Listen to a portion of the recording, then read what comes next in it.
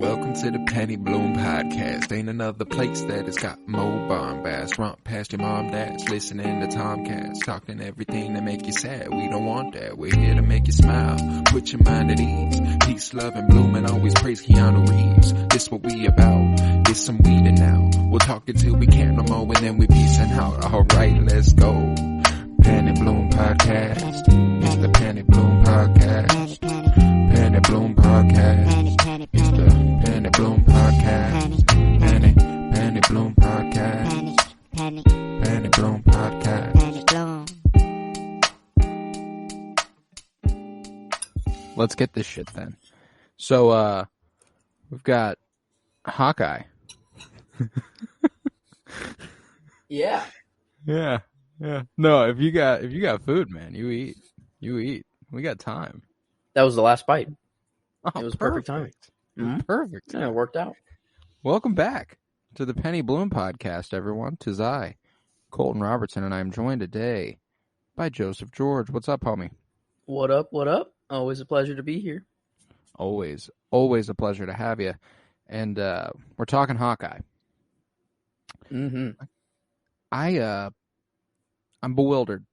You know, this show had a lot to overcome for me because of a deep-seated dislike for the character that has been portrayed for us.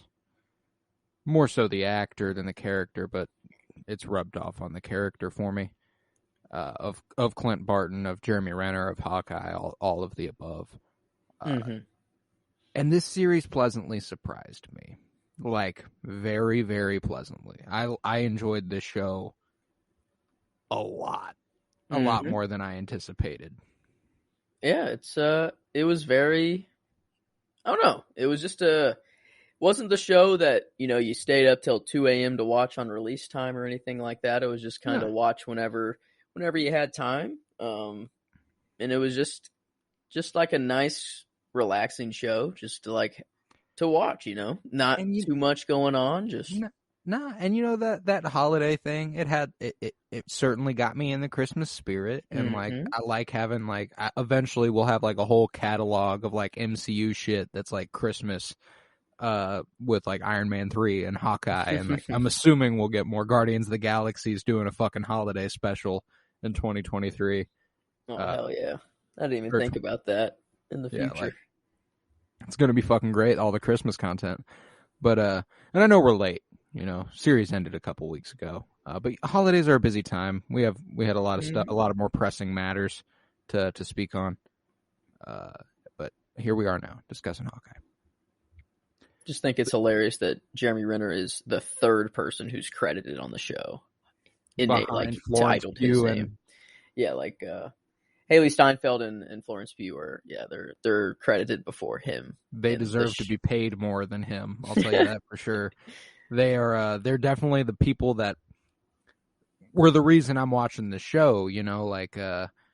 This show doesn't involve Kate Bishop. It doesn't involve Yelena Belova. It's just, I would have watched it, but it wouldn't have been nearly as good. They were the heart of the series, especially Kate Bishop. What's awesome is that they don't even credit Haley Steinfeld as Kate Bishop anymore. They credit her as Hawkeye. Yeah. So, and they credit Jeremy Renner as Clint Barton only now. So that's pretty cool. That. The ending was actually, I will say, this might be the best ending to any of the TV shows we've gotten so far, which is kind of weird to say. But it was just heartwarming, It was it came together in a really good way, and it doesn't quite match the way the Falcon and the Winter Soldier's ending made me feel, but that's true. It was certainly breath of fresh air. All these series and all these movies and shit have been ending in the most devastating possible way lately. It's nice to just be he made it home in time for Christmas. And they're all gonna spend Christmas together. And a dog is there. What did they name the dog? Oh, the pizza dog. I don't know. Oh, they named him something. They chose a name for him. No, it wasn't Lucky. Maybe it was Lucky. No, that sounds familiar though. Anyway, but yeah, this show actually did surprise me. Whenever the first episode dropped, I don't know. I don't know what I was expecting out of the show. I was expecting it to be very, grounded because it's Hawkeye. He Mhm. can't really do much, and he can't really, But they did well with his character in the show, which they haven't done in the past. It's always just Right. been this guy never misses. He had a love interest with, Black Widow at one point, sort of, and then, not. And then it's like, because like they made it linger there like it might be for a second, and then Yeah. they really were like, no, it was just friendship. and then, so it's like meh. His character's always been meh. He has a few cool moments, obviously, but it's always been a little meh. But like this, where we see him like make his own arrows, like actually put them together, or like the whole Ronin story, and how he's actually like very, very disappointed in himself that he even did that, which was not, a nice relief. Like a lot of these, like, I think they tied a lot of things in. They did a good nicely. job. They did a really good job at like, when I was coming into the series, I was like, these are the things I need them to address. I needed them to really, I needed to understand why he thought that was the move. And more specifically, what he was doing. They never really made it clear. Like, all we know is that he was murdering motherfuckers. We didn't really know much We else. didn't know that it was crime, only specifically. Like, he was like, literally, have you watched Daredevil? Mm-hmm. The show? Mm-hmm. He did what Punisher did. Mm-hmm. Like, literally exactly the same thing. Yeah, what a crazy character that is, like Punisher, to just exist. Like, it's kind of, it boggles my mind that like, just dude with a gun, like just going out murking people, just exists. Well, and like in, like, I will the say, Marvel scene. I literally just came off Daredevil season 2. I finished it right before we hopped on this podcast. And like, it made me want to like eat my words about anything I've ever said about Punisher, because like he's got like a really, really good story in Daredevil. And if that's what the character is mostly like, then it was probably always more for the story than the power set. Yeah. It's always like, you look at him as this really good character because like he plays it really, like the actor plays it really well. Like he's a very good actor. Like, and his emotional scenes are great. But then it like is the story that gets you. It's yeah, not there's like, always, you take a step back. Like, you're like, oh my God, this character's so good. But then you're like, wait a minute.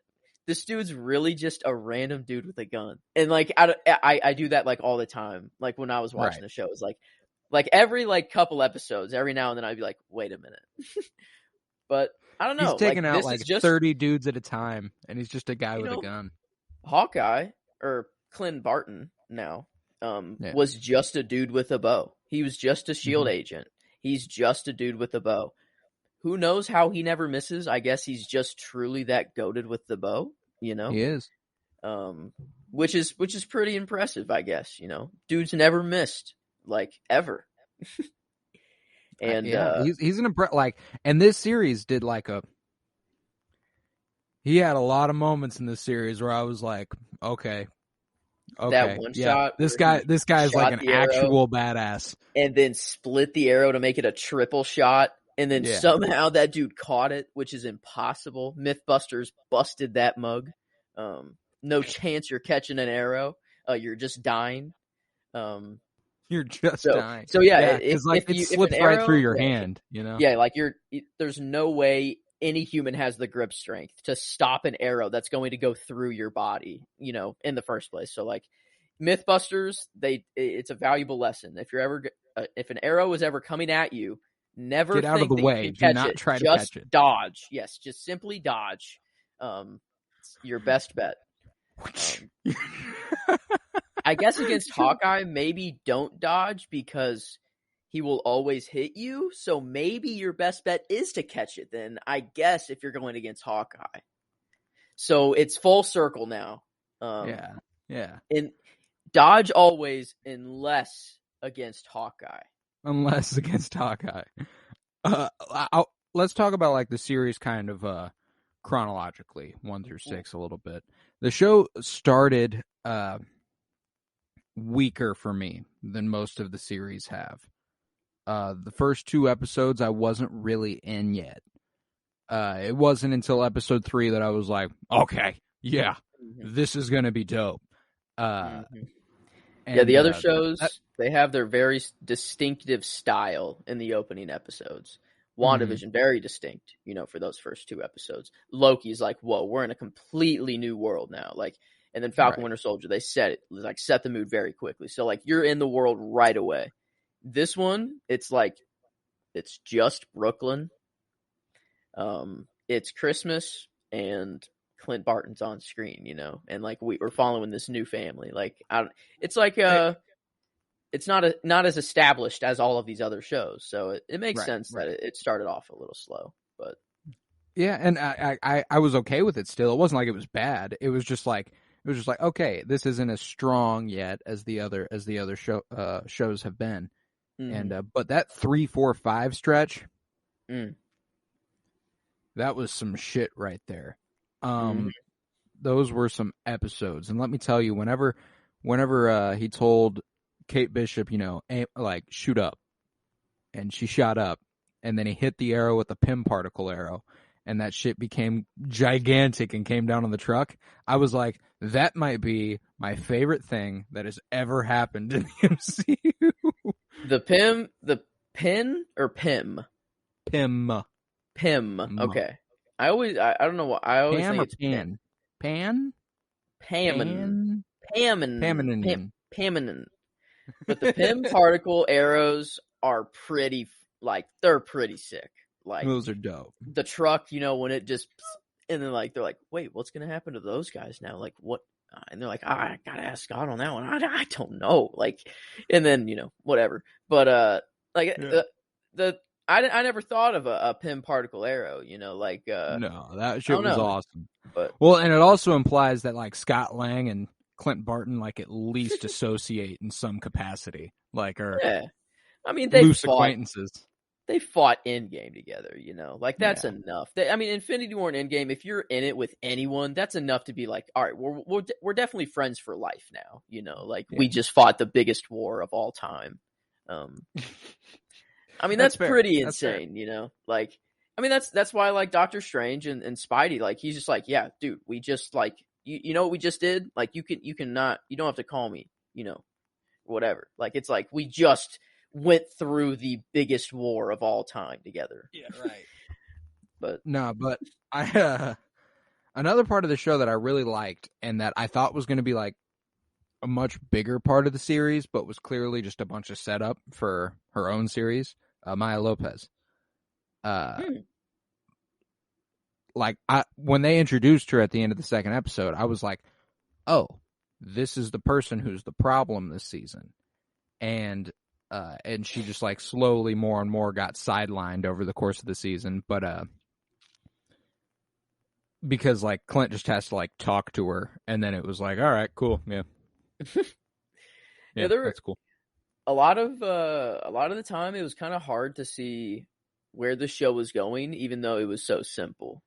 There were a lot of things that were just kind of introduced that were kind of sidelined to just for later or whatever. But then I'm gonna tell you, I was talking to Emily and because we watched it every week, obviously, and she, by the time we got to the end of the series, she was like, "You kind of called all of this." I did really good this season. It was the first time I ever wish we did a weekly breakdown because I was on with this shit.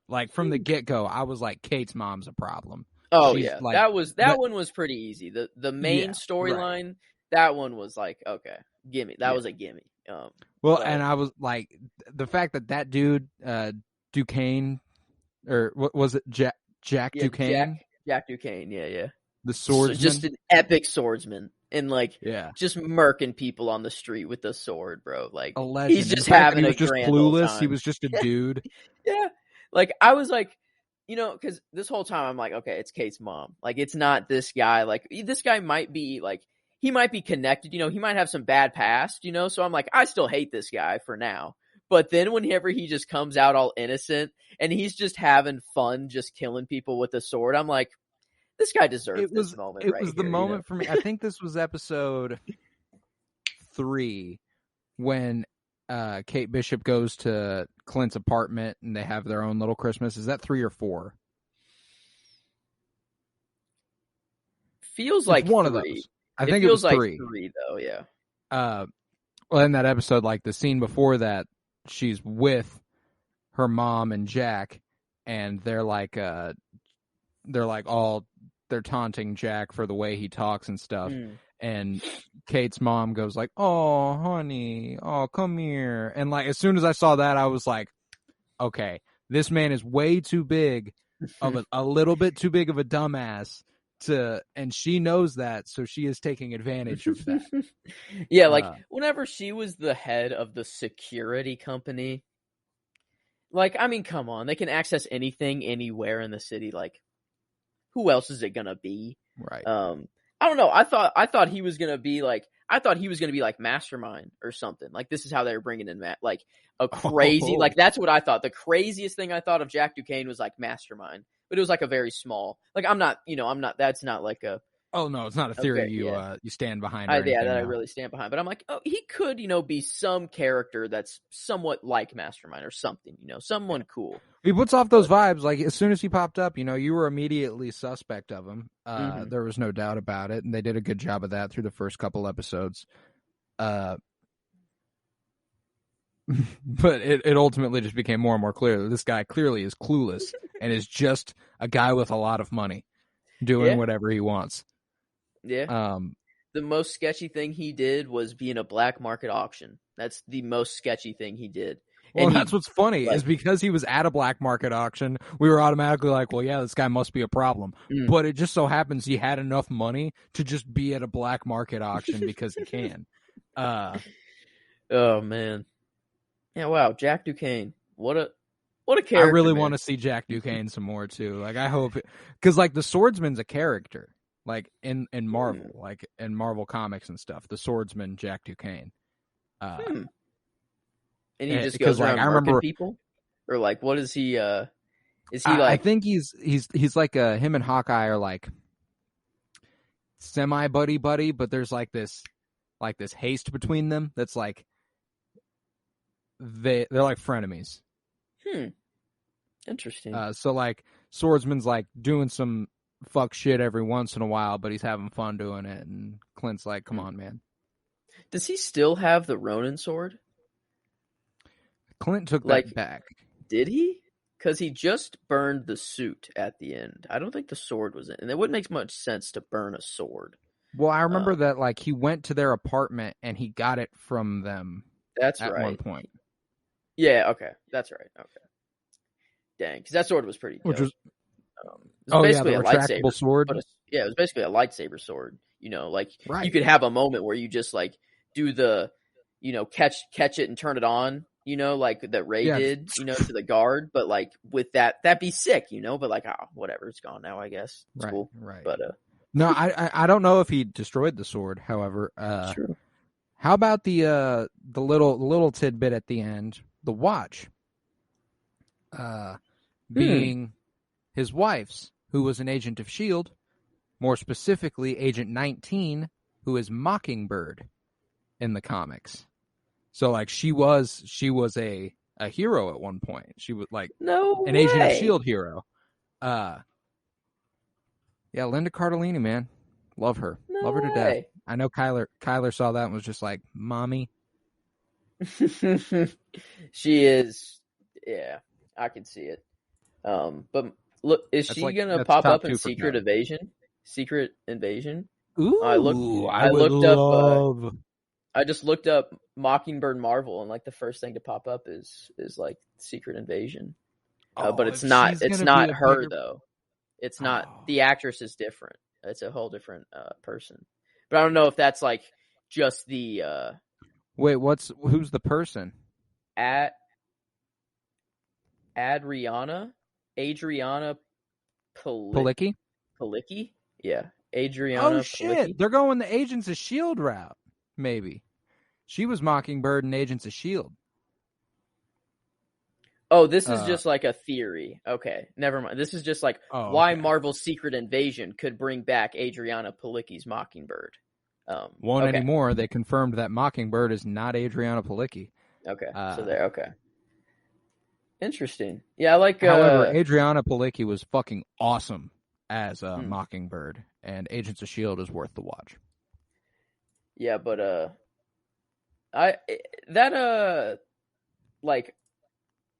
what's her actual name in real life? Linda Cardellini. Cardellini. Yeah, like ever since seeing her like in the movie, like she's just like a big enough actress that like, is that really her role just to be Clint Barton's wife? You know, like I always like kind of like was like a little suspicious of like her character. Like she's really too big of an actress just to be the wife that gets blipped away, you know? Right. Like, And like the fact that, and it all really connected here because like, oh, I made a deal with Nick Fury a while back. Like the implication here being they met as Agents of S.H.I.E.L.D., fell in love as Agents of S.H.I.E.L.D., and were like, we've got to get out of this. and like, I hope that'd be an amazing thing to watch. That part, like watching them become who they are, and then being like, we got to get out of this. You know, like we got to live our lives. Like that's a Hawkeye story that I would love to see. You know, that gives so much more depth to his character. Like that'd be amazing.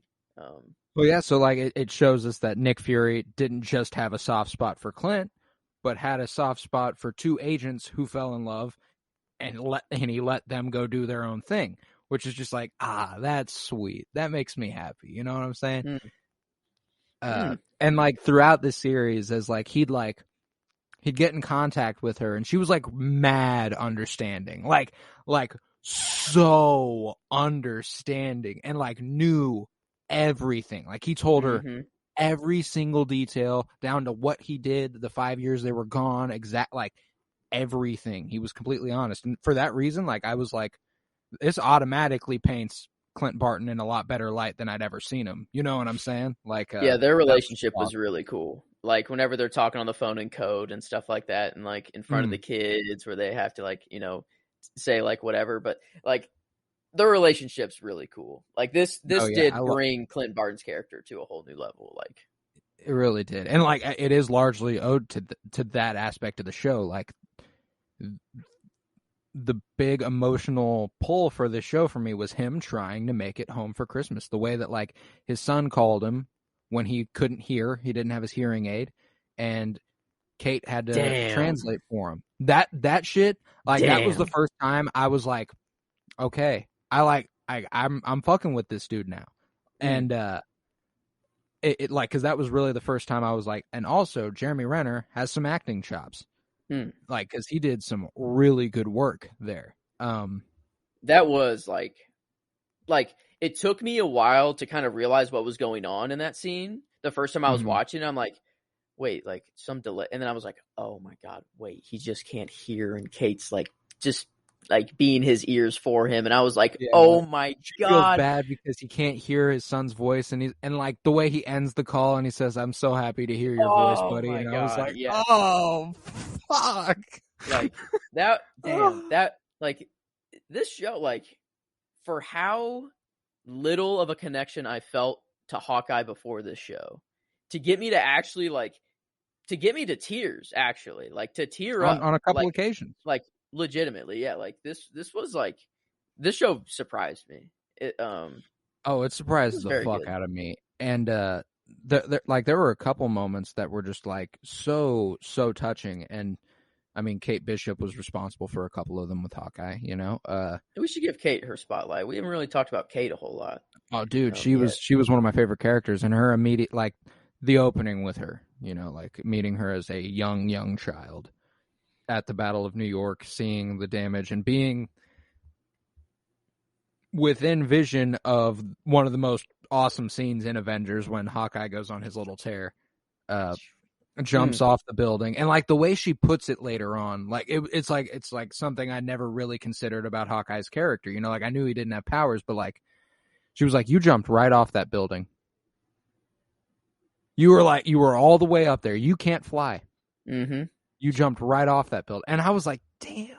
Straight up. He did jump right off that building. If there's any like truly inspirational heroes in the Avengers, it's Black Widow and Hawkeye. Yeah. Like just because that's the closest that any normal civilian or kid can look up to and be like, I can be just like them, if I want to. Like, I don't have to have Thor's hammer. I don't have to have Tony Stark's Iron Man suit. Like, I don't know. Like, and I never thought of that before this show. Like I was always like, oh yeah, kids are obviously going to look up to the Iron Mans, the Thors, the Hulks, because like they're just way cooler. But like in reality, like if you're actually living in this world, like you look up to the Black Widow or the Hawkeye. Like, yeah, right.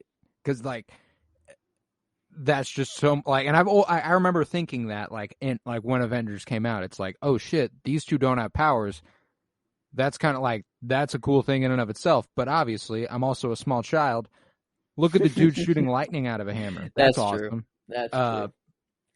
Thor, the cool factor, you'll always think that those are the cool guys. But the ones that you like truly look up to, like the ones that inspire you, are the Black Widow and the Hawkeye, I guess. That's the distinction. But that's for sure, yeah. And I mean, just seeing that, it makes sense that Kate Bishop would look up to Hawkeye. And they kept sprinkling it in throughout the season. Like, she was obsessed with Hawkeye. Like, it's the reason she loves archery. Like, this is what she does.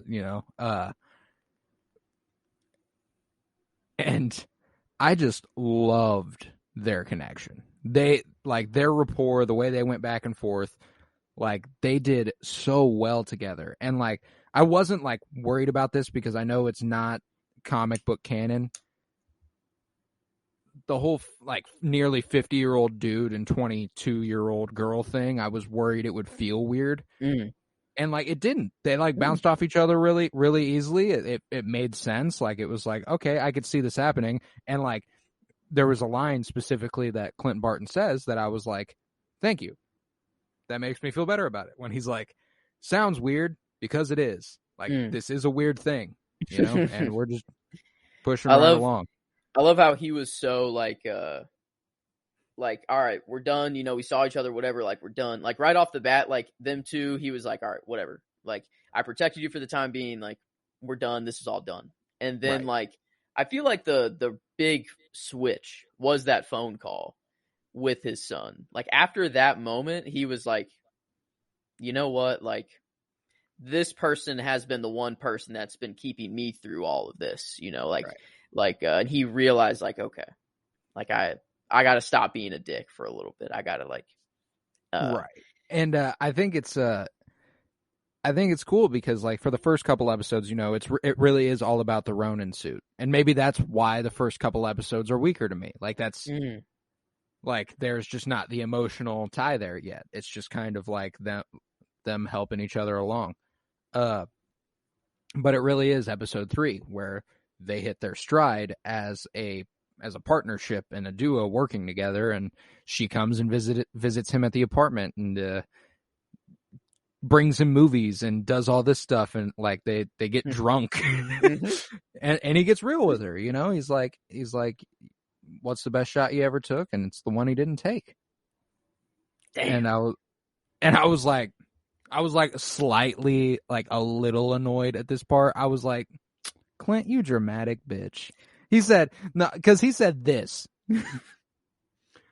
What? She goes, what's the best shot you ever took? The one I didn't take. What's that mean? Yeah, that's going to need further elaboration, Clint. And then to just be like, nah, I said too much. Fuck you. You got to give it up. Yeah.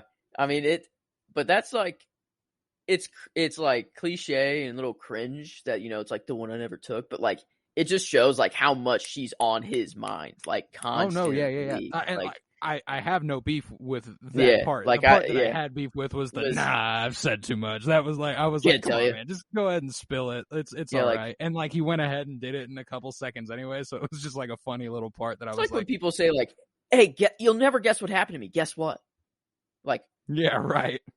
If I'll never guess what happened to you, how am I just going to throw something out of nowhere? Like, I don't know.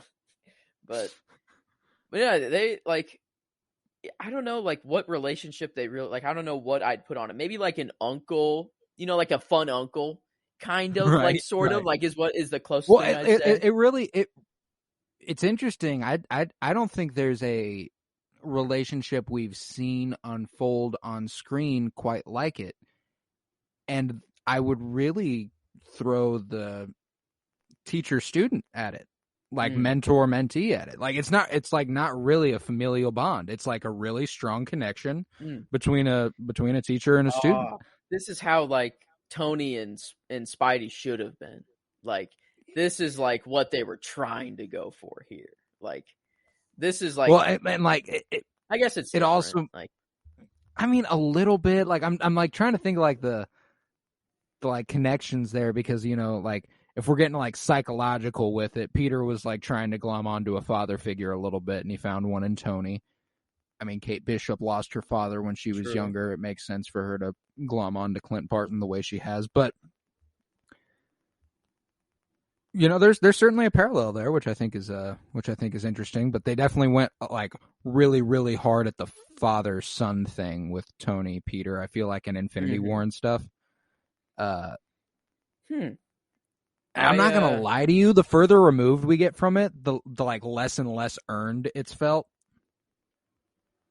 Like it feels like Infinity War was like really, really just like them being like, yeah, they loved each other, man.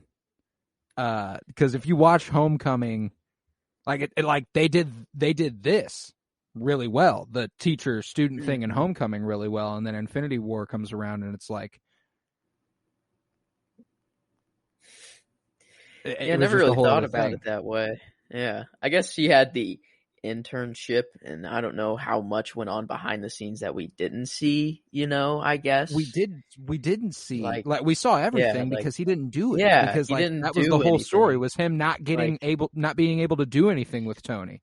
Oh man, yeah, I never really thought about that. Like I always just kind of accepted it. Like it made that moment way more beautiful. Of like, I don't feel so good, Mister. You know, like made that moment way more powerful. Like, and I will say, there's still weight to it, because there is something to the guilt Tony would feel in that moment. Because I mean, Civil War, Spider-Man's not in this shit if it's not for Tony.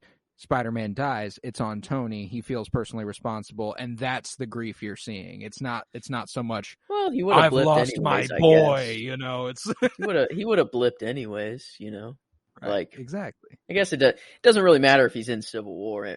Like he was just randomly chosen to blip, you know. I guess maybe if he wasn't Spider-Man, maybe he doesn't blip. I don't know how the randomness works with the snap, but yeah, maybe, I don't know. You know, one thing, Kate Bishop's apartment. I hope that becomes like the impromptu Avengers headquarters.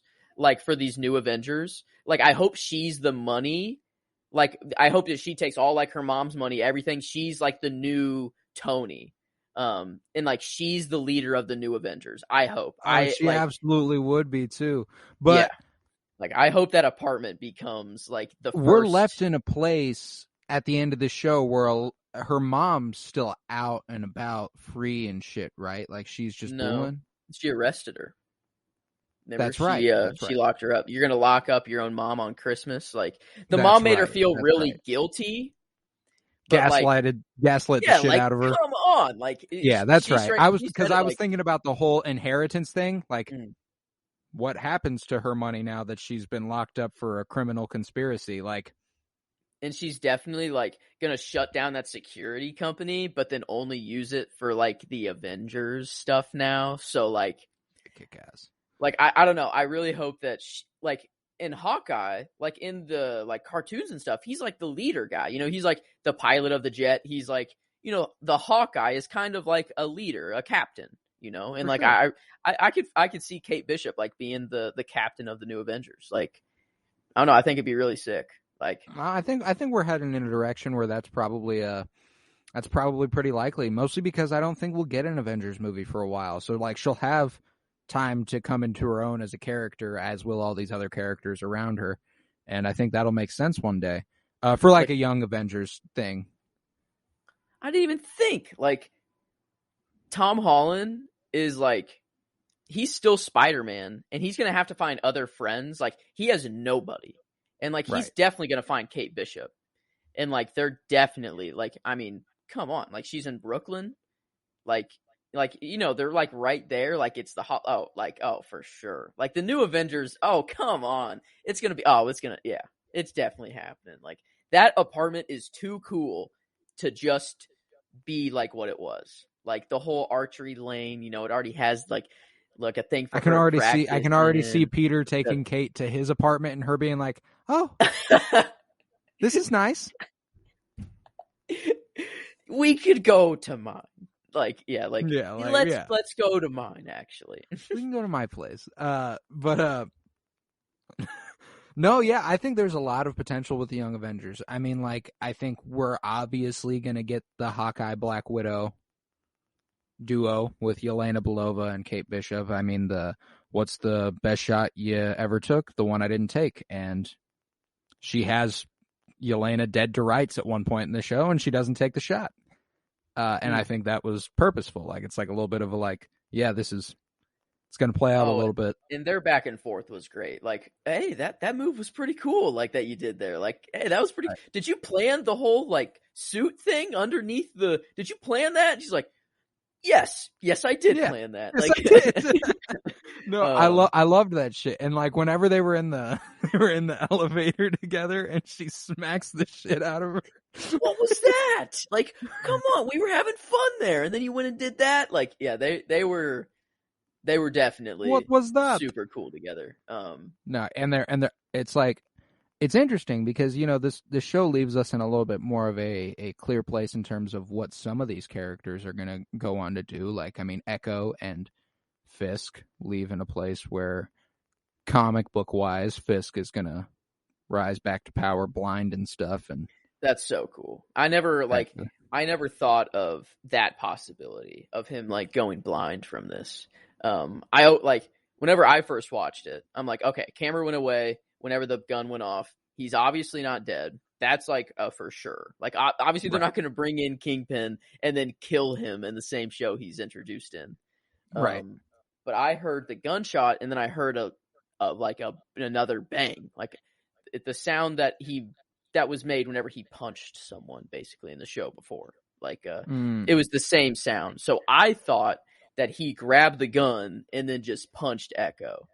But it's way cooler if he ends up blind. And he there's like literally a comic panel of Maya Lopez pointing a gun at Fisk's face, a gunshot firing, and then the next panel is him with bandages over his eyes giving orders. I think that we're gonna get a lot more of Fisk in that Echo series, and there's a lot of rumors that there's a certain devil of Hell's Kitchen that'll be making his rounds in the Marvel universe, like through the shows. Like there's rumors he'll be in Moon Knight. There's rumors he'll be in She-Hulk. There's rumors he'll be in Echo. Like, and I mean, if he's in Echo, and Echo just shot Kingpin, I think the feud between Matt Murdock and Wilson Fisk might continue, which is pretty awesome. What if Fisk is like the next, like, Thanos, but like a small version, like a contained version of Thanos for just like here's the area. thing. We're very clearly going in, like, there's so many different realms of the Marvel universe that it's like, whereas the first 4 phases were like all the movies working towards one thing, I think we're getting series and movies all in their own contained little subplots right now. There's probably going to be the little subplot, like a Kingpin character that's just like for New York, but then how his end, like Kingpin story end, will lead into the big ending. Like, there's probably something that all of this is leading to, which is insane to think about. There's like the street level threat. Yeah, there's the street level threat that is Fisk. There's the space level threats that the Marvels and stuff will deal with, Guardians of the Galaxy, Thor, and then there's the grandiose shit that the Eternals and stuff are gonna deal with. And it's like, it's another aspect that, like, do people know that, like, what happened in Eternals happened, or like did they make everyone forget, or like because that was not talked about. Like that would like be huge news. That happened a week after Endgame, right? Like Eternals happened. That like, was like the theory.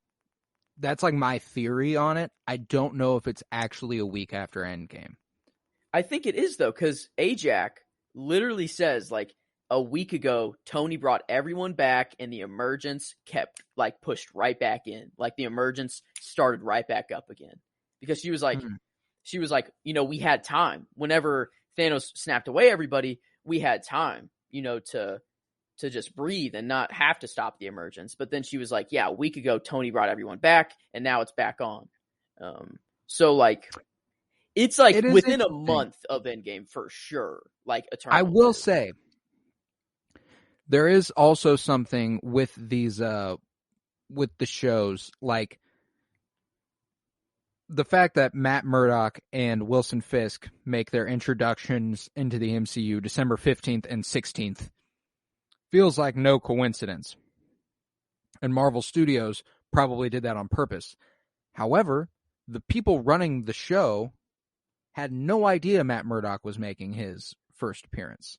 And the people on Spider-Man No Way Home had no idea Fisk was popping up in Hawkeye. So, like, they do such a weird, good job at keeping everyone shielded from what everyone else is doing and letting them know the things they need to know, that, like, they were probably like, you don't need to know what happens at the end of Eternals, so don't even mention it. Like that's just... That's, a lot of times I say, maybe we're giving Marvel too much credit. Like, maybe we're really giving them too much credit, but like, I really do think that they are meticulously calculating everything. Like from Iron Man 1, they probably had some vague idea of a Thanos, that it would end something like an Endgame Infinity War, but they probably didn't have every step-by-step calculated, Oh, right. Like, it took them time to realize like, oh shit, like we're in this now we got to start calculating this stuff. But like now, like they probably have 5-10 years planned, like of so many things, because they do have to. They have 10 years of plans. Yeah, they have 10 years. They of have shit to planned. do that. Like they can't have all these shows like knowing what happens in other shows and stuff like that. Like they have to calculate all that out and like know when the people are introduced and like what will happen. Like that's just like I don't think I'm gonna like ever doubt Marvel again. Like after No Way Home, like I don't think I'll doubt them ever again. Like they know what the fuck they're doing. Right, right. They figured it out. They know what's good for us, and we'll just let them keep doing it. Just give it to me, yeah. Just keep feeding me everything. Like it's been working. And they continued to feed us with a Hawkeye here. And I don't really have much else to say on the series. We kind of touched bases on all the characters that I really wanted to talk about. I guess we could talk Kingpin for a second. Like, if there was any one thing that I could like change about this series, it'd be that they went to we're going to make a big reveal at the end of the 5th episode into the 6th episode, like they've done with all of the other shows. Mm-hmm. Agatha at the end of the 2nd to last episode, the Power Broker in the finale, Kang the Conqueror in the finale, Ultron at the end there, and Kingpin here at the end.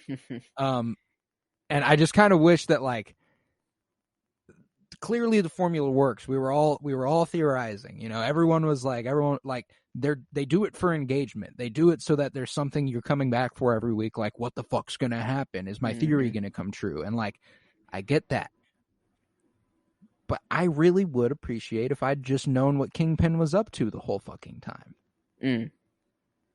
It's like, yeah. I don't know. We're like right now we have very little of Kingpin, in the MCU. Like this is just the first little droppings like that we're getting. So like whatever he's in next, that's when we're getting like the real Kingpin. Like this was just to introduce him. So like we're just talking on like the very early stuff. Imagine if like we saw the first post-credit scene of Thanos, where he's introduced. And then we're like, I don't know, like they just didn't give us enough of that Thanos guy yet, you know? Like that, it's kind of like the same thing. So it's like they could have done a little more, to like lay the groundwork of his character, but like we are in the very, very early stages of him. That's fair. And I guess if you want to get down to it, the only thing that was relevant, like, I guess sometimes I like a twist ending. But if I saw the twist coming, you might as well have just given me the story. That's true. You know, if they're going to make it this, I don't know, maybe they just wanted a nice, easy cookie cutter show for Christmas, you know? Like, yeah, and that's the other thing is that like it is the MCU, and it's like I can't expect like critical masterpiece, you know, like it's not like they're not doing the shit that they were trying to do in like Daredevil with Hawkeye. Like that's just not something they're trying to do. The only other thing so, that like, I'm like, it's just a different thing. I'm sus of one thing, and it's that dog. Like, is that dog a flurkin? Is it something like a flurkin? Is it a scroll? It seems to know it's in the right place at the right time. I don't know. This Maybe dog, it's Cosmo. I'm sus of this dog. You remember the space dog in Guardians of the Galaxy? Same breed. The missing the one eye though feels important, you know? Like that's a choice that they made. That's not just like they found a dog and we're like, oh, we have to go with this dog. Like he's just the dog for the role. They're like, no, we need a dog that has one eye gone. Or like, you know, that's a very specific choice. And I think it'd be hilarious if Rocket, the eye that he got or whatever that he gave to Thor is this dog's. You know, it's like robotic. I don't know. It's like not going to happen at all, but it'd just be hilarious. Like that would be fucking outstanding. If this dog is connected in any way, I just think that'd be hilarious. Hold up. The dog was in Guardians of the Galaxy. That's what I just said. That breed of dog, Cosmo. And he was on Nowhere. If Rocket has an eye, and this dog doesn't have an eye. Cosmo currently has an eye, both eyes, like looking at Cosmo, you know. Right. And, but in the timeline, that's like 7 or 8 years earlier. Mm-hmm. Much to think about. That's all I'm saying. What did Cosmo do in Guardians? Was he just a dog? Like just a dog. He's just a dog. Okay. Just a dog that was there. If this, like, the thing I'm thinking, like, putting him close to is, like, this is the Snoke, the guy who's seen the rise and the fall of the Empire. You know, this dog, Cosmo, he's seen everything. He's been across the universe, you know. And he's I don't know. He's connected, you know. This dog knows. He's our I'm Snoke. just going to tell everyone, whenever that prediction comes to fruition, just know we said it here first. Whenever it is said, January this dog's 1st, Cosmo. 2022. On January 1st, the new year, we're immediately sus of this dog. But the only other thing that I wanted to say about this show, and that Kate Bishop literally said it out loud. It was like, yo, Hawkeye, your problem is your brand. Like, your brand sucks. You have no cool costume. Like, they literally addressed, like, all of the bad stuff of Hawkeye's character in this show, very meta-like. Like, very, like, we know the gripes you had of this character, and we're literally going to address them for you right here. Right. And I think that was just really cool. That's really what I viewed it as, is that, like, they were like, okay, we know exactly what people think of this character, and we're going to do everything we can to polish that. The LARPers, like, making the costume sick. The LARPers. Like, I can't believe I forgot the LARPers. They were one of my favorite parts of the show. Grills was fucking awesome. Grills was super cool. Like, you gotta let me kill you, man. You know, like, from the very start. Gotta let me kill you. Yeah, like, oh man. Like, that deep ass voice. I loved that guy. Yeah, LARPers, I thought it was in there as just like a weird side story, but then whenever they came back to be like, oh, we're gonna make your costumes now, like that just made total sense, like oh yeah, I was like, and it's just like a fun little like side story about like how anyone can be a hero, how New York, like, and like they do that with the New York stories a lot, like the people of New York are just there to help sometimes. Yeah, and they're like the waiters and waitresses, and they're like, no one's gonna listen to us like this. We got to do something. They put on their costumes, and then everyone immediately is like, yep, all right, this is a reality in which if you are dressed up, people will listen to you. Yeah. I mean, that makes perfect sense, like. It was a perfectly logical step, and I loved Clint Barton's reaction when they were walking there. He was like, we're all going to die. Yeah, like, but it makes sense. Like, if you're in a moment of tragedy, you're hoping to see someone fly in or someone have some weird something about them to save the day. And you run out of a building and you see, they're LARPers. That's just their LARP costume. But to you, that's like our saviors. Thank God. We have 4 saviors right here. Like, yes. They're like the Warriors 3 from Asgard. Yeah. I thought that scene was just hilarious. So what do you say we plug this in? To the tier list. Huh? Wow. Yeah, that's true. We do have to do that. So I'm gonna go through it right here. We've got 5 tiers on a scale of yo, what the fuck at the top. Comfortably say probably not. Not a yo, what the fuck. Fuck yes. At second tier. Hell yeah. In that middle tier, that's cool. At that 4th tier, and okay, yeah, at the 5th tier. Now, we'll go through. I'm going to read what's in each tier, and then at the end, we'll plug in Hawkeye. This is, we've done this for, ever since Eternals, if I remember correctly. This is that was when this was formally created, and then No Way Home episode we added to it, and now we'll add to it here for the Hawkeye episode. So in the okay yeah, we have Iron Man 2, Ant-Man and Ant-Man and the Wasp, Thor, Loki, and Incredible Hulk.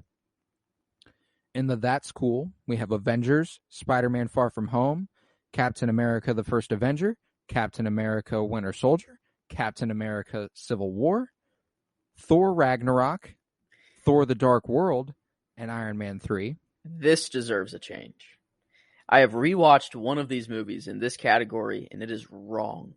It is Winter wrong Soldier? To put the Winter Soldier this low. Yeah. Thank you. For the love of God, you and Aurora saying that the Winter Soldier was a that's cool. The other two Cap movies, I'm still there. I'm still there with them. This one in particular, though, holy shit. This was that's a fuck yes. Yeah. That's a fuck yes. Yeah. And I'm comfortable, like, just straight up, no deal, anything. Just put it up there. Just like executive it decision. is just wrong to put that movie that low. Like, I rewatched it a couple days ago, and I was like, holy shit, I was wrong about this movie. So I'm glad you have that to say, because I'm gonna go ahead and jump on the opportunity to change it right here. Sorry, Aurora, if you're listening. Aurora, rewatch the movie, and I think you'll agree that this movie is a cut above the other 2 Cap movies for sure. Like a couple cuts above. Yeah. It's outstanding. But in the hell yeah category, we have Eternals, Guardians of the Galaxy Volume 2, Endgame, Captain Marvel, Iron Man, Spider-Man Homecoming, Age of Ultron, and Black Widow. It doesn't make it in that category. This show does not belong with those movies and show, like, so that's the ceiling. Like, that's, to me at least, right. that's all my right. It's not slotting in there. Okay, I'll hear you. We'll come back to it. Fuck yes, we have Shang-Chi, Guardians of the Galaxy, WandaVision, The Falcon and the Winter Soldier, Black Panther, What If, Doctor Strange, and the latest edition, Captain America, the Winter Soldier. Mm-hmm. And then in yo, what the fuck, we have Avengers: Infinity War and Spider-Man: No Way Home. Mm-hmm. And I'm with you. I think Hell Yeah is its ceiling. It's definitely not a fuck yes. Like it's not Shang-Chi. It's not the Winter Soldier. It's not Doctor Strange. It's not Black Panther. Like it's none of those for sure. Yeah. And it's definitely not Eternals. It's definitely not Guardians of the Galaxy Volume 2. It's definitely not Endgame. It's definitely not Iron Man. Definitely not Homecoming. Definitely not Age of Ultron. And I like Captain Marvel and Black Widow more than I liked Hawkeye. I think Hawkeye's probably falling to that school. Because Avengers, Spider-Man Far From Home, still in good Captain company. America, the First Avenger, this is exactly where it belongs. Yeah, and I'd actually put it towards the top of this. Yeah, it's still in very good company. It's just, there's no way this show could have been in a league with Black Panther. There's no way that the show could have been like in a league with that. Like it's Hawkeye. Like it can only be so good. And with what they had, like this show might be the best with what they had to work with and the show they made out of it. Like this is the littlest that any of the show had. Like this, they had the smallest to work with, but they made it a pretty damn good show. I'm not gonna lie to you. Like I would go like I'm a play like what we've done the last couple times. Like I would throw it somewhere like in between Hell Yeah and That's Cool. You know what I'm saying? Like it's on the verge there because it does have a really nice succinct story. You get in, you get out. It was fun. It was cute. It was emotionally resonant. Action sequences were awesome. But it wasn't all that. Like it's just kind of like it just kind of was, and that's all right. Like I definitely wouldn't put it on the level of the Falcon and the Winter Soldier, which I think is its obvious comparison in terms of format, setting, everything. Yeah, like Loki compares to WandaVision as Hawkeye compares to Falcon and Winter Soldier. Right. And there's a clear winner in both. So I agree. But I would say I enjoyed Hawkeye more than I enjoyed Loki. Like I'd say the same. And Loki is pretty low on our list. Actually, it's in the bottom most tier, I guess. The bottom tier. And some people will find that sacrilegious. I know. But when you really think about it, just a lot of flashy stuff was happening on screen, and that's pretty much it. Everything, when you think about it, doesn't make a whole lot. Loses a little steam. It just and I'll say this never lost steam. It only ever just kept picking up steam for me. Hawkeye. I started low on it, got really high on it. I started high on Loki and got pretty low on Loki. It's so weird thinking back to Loki because individually the episodes are awesome and they're fucking great. I loved watching them. It's just not that. There's something that's just like it's not really coming together for me. And while you were in Loki, it was very good and very fun. Like the theorizing, that show made you theorize out the ass, we were saying like, oh, each one of these episodes is a stone. Look at the color. Like the color of this episode is the power. Like that shit didn't matter. It didn't matter at all. But we were saying just anything we could. Oh yeah, which stones did he take out of the drawer? Oh, they're paper. They don't matter. They simply don't matter anymore. Like it does. Like a lot of things that we theorized about, like ended up just literally not mattering at all. But and I will say, I haven't rewatched Loki in a while. Maybe, I won't for a little bit either. But at some point, maybe down the line, I revisit it, and we've gotten more multiversal shit, and it all of a sudden means a lot more down the line. And Loki season 2, is it really a season 2 or is it like a part? Like that's the thing about Loki is that did not feel like a season 1. Like to me, it's like part 1, part 2. Like it's not really like the story wasn't even close to finished. Like it's just kind of like it just started. Some questions were answered, but it opened up even more questions. Like it felt like this is the prequel of the actual Loki show. Right. Like, because now Loki has like an antagonist. Is Sylvie like Loki's antagonist now? Is she going to be like the... See, I'm so interested in like what the fuck they're going to do with Loki from now on. Like, because his whole existence in the TVA and like, does he like, when does he run into Thor again? Does the sun ever shine on them again? Like, I'd like to think so, but right now it doesn't feel like the story's in a place where that's even close to on the table. And I don't know, that kind of sucks, but like, I'm excited for what they do, and I'm interested to see if they keep with some of the themes they rolled with already. I guess that being said, it that makes me feel more comfortable placing Hawkeye above Loki, like walking through that. Like, obviously, it's above that tier. It's not the lowest tier, that's for sure. I will also say I was surprised we didn't get the Hawkeye will return for season 2 screen. Yeah, that is interesting. I don't know if they were just like really hardcore banking that Loki would be a hit. Like, they were like, people like Loki, we're going to go ahead and give him a season 2. And they're waiting on a Hawkeye season 2. I just thought it made so much sense that like, this is how you start Haley Steinfeld's Hawkeye. Is season 1 is her origin story as Hawkeye, and season 2 is her being Hawkeye. Like, this is, I guess, an interesting question, is how do you think they'll continue Clint Barton's character? Or do you think that this is kind of the end and it's just going to be like he lives with his family now? Or do you think he's going to be like a mentor for the young I think Avengers? this is officially like the way this is getting received and the way people like it. I think this is officially Marvel Studios' invitation to keep Clint Barton around. And I will say, even though I came around on him, I'm a little bit like, I would like to get away from the original Avengers like a little bit. To as much of a capacity as we can, and but that being said, I also wouldn't mind more Natasha Romanoff content, and the way we're going to get Natasha Romanoff content right now is through Clint Barton. So like, I'll go like I'm cool with that. And I think he'll stick around. I don't think he's going anywhere. I think he'll definitely be like a mentor, leadership role for future, like the Young Avengers. I could see him being like the guy in the chair. He doesn't go on the missions, but he's talking them through it, teaching them how to do shit. Like Oliver Queen and the Arrow team, you know?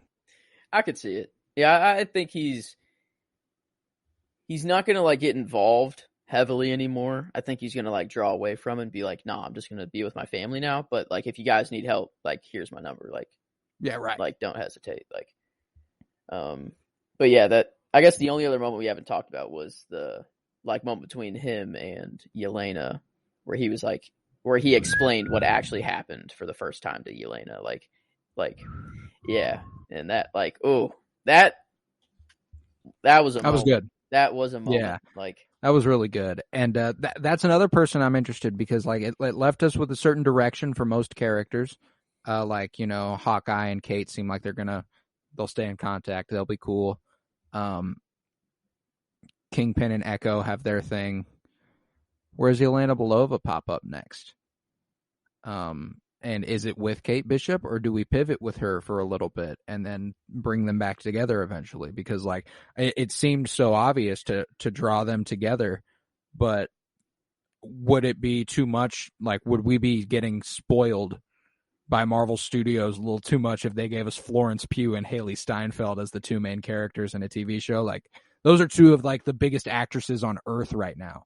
I feel like they said that Kate's mom hired Yelena to kill Hawkeye, and like that still doesn't make a ton of sense. No, I feel like it's either Val, like Val was like, "Hey, let me send you on your anti-hero path, you know, like kill this guy. It'll do more for me than for, you know, like whatever, like but still it'll give you like the gratitude of what you're wanting, you know, everything." So like, I really felt Val was behind this. It could be it's Yelena on her own doing this too, because like, makes sense for her to do this on her own. She doesn't really need to be hired by anyone to kill the person that she thinks killed her sister. Right.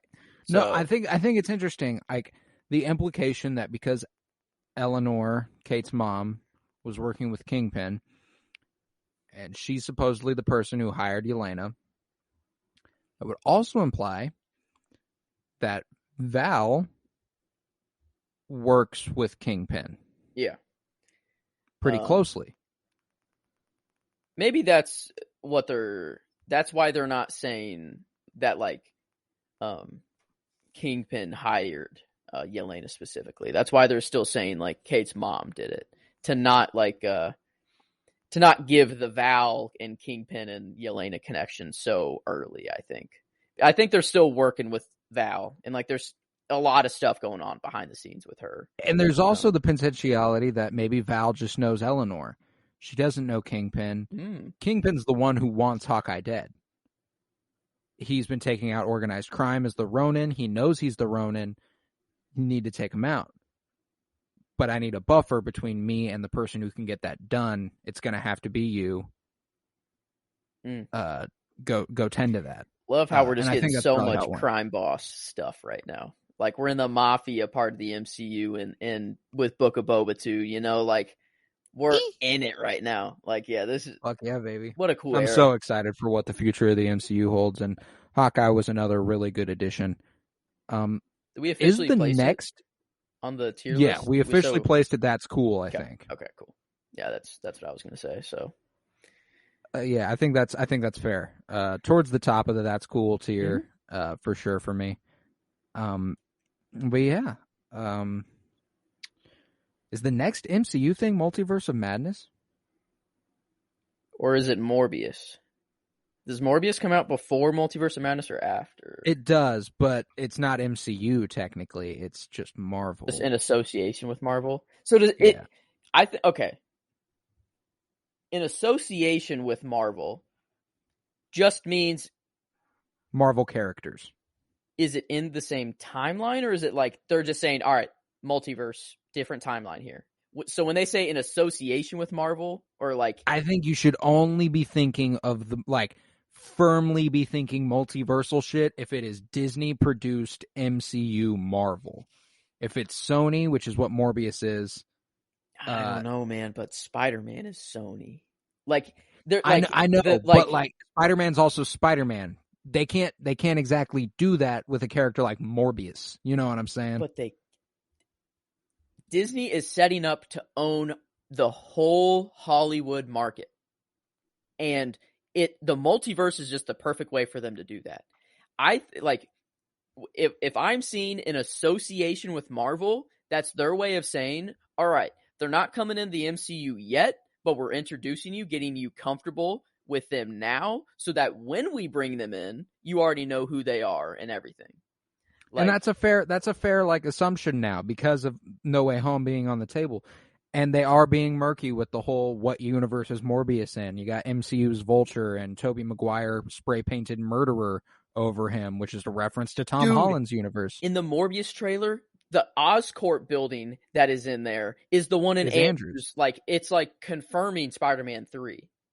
Like, they're sticking with Andrew for sure. There's no way they put the lines in the movie of him like, yeah, I stopped pulling my punches. We haven't seen that part of him yet, you know? Like, we haven't seen the rage, not him like, they're obviously like, I am in no doubt, like, they're going to make a Spider-Man 3. Obviously, after the hype of this movie, Sony's like, yeah, we're going to capitalize on this for sure. Yeah, I think so too. Movie. But, like, Marvel is, like, just because Disney owns them now, like, they're going to do everything they can to own as much of the market they can. My thing is that Sony sees what just happened with No Way Home and the renaissance of Andrew Garfield's Spider-Man and is going to hold on to dear life for the rights to that character. That's true. Because now they can make amazing Spider-Man movies that are going to make $1 billion at the box office. Like, they're not letting go of Spider-Man characters anytime soon. But Disney has so much money. Disney could offer like $20 billion for Spider-Man. You know, like.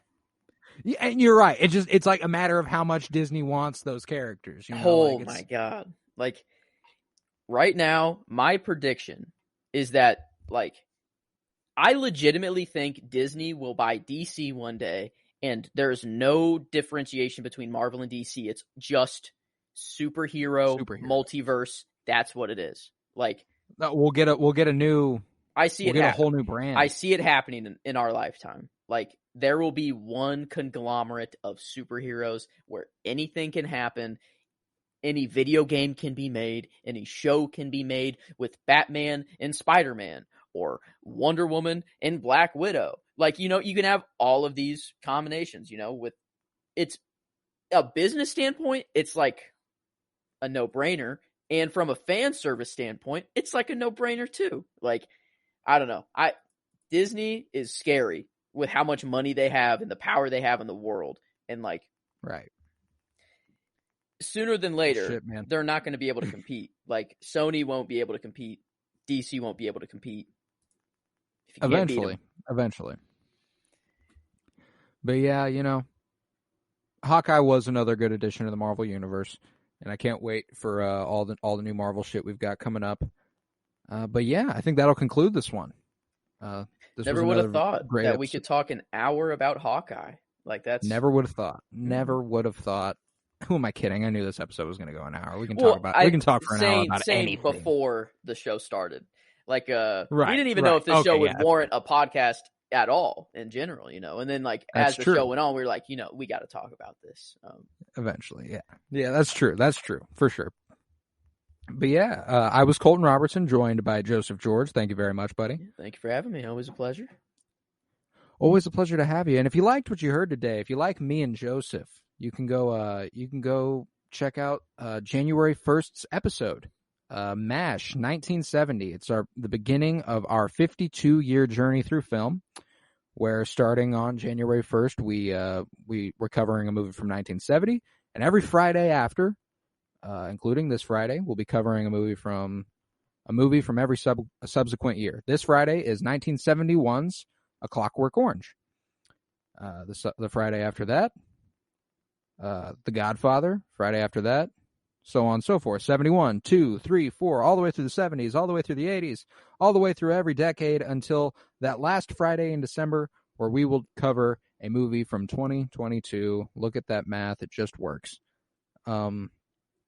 Also, if you like me and Joe and you're a fan of the Penny Bloom podcast and you're a fan of Marvel, we're covering the Book of Boba Fett. If you're a fan of Marvel, there's a relative chance you're a pretty semi-fan of Star Wars. You're at least a little bit more open-minded to it than a lot of people would be. And the Book of Boba Fett's as good a place to jump in as any. We've already got an episode out on the premiere, and later this week we'll have an episode out on episode 2, the Sarlacc Soundwave. Yeah, so it's a lot of fun. What a name! Yeah, it's beautiful. It's beautiful. And if you like all the shit we're doing, go ahead and leave a rate and review on Apple Podcasts. And I believe Spotify has added the rate and review feature. So if you would, go ahead and leave rates and reviews all over the place. That's how we grow. That's how we show. That's just how it happens. You got to share the podcast. Go to patreon.com/CoRoBloom, where you'll find well over 21 hours of exclusive content at this point, with much more to come. And follow on Twitter at PennyBloomPod. Follow on Instagram at PennyBloomPodcast. And remember, peace, love, and bloom.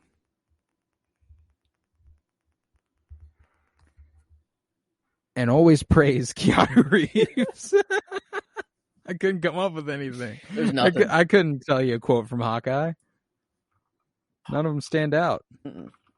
Yeah, I was blanking the whole time too. Oh yeah, nothing. Can't even. Nothing. No Hawkeye quotes. Not even on the internet. Sorry. Oh well. Yeah. No. I'm even looking it up, and it's all Hawkeye quotes from like the Avengers, not this show. So like, yeah, not a quotable show. That's I guess. Funny. Not that quotable, but hey, that's cool.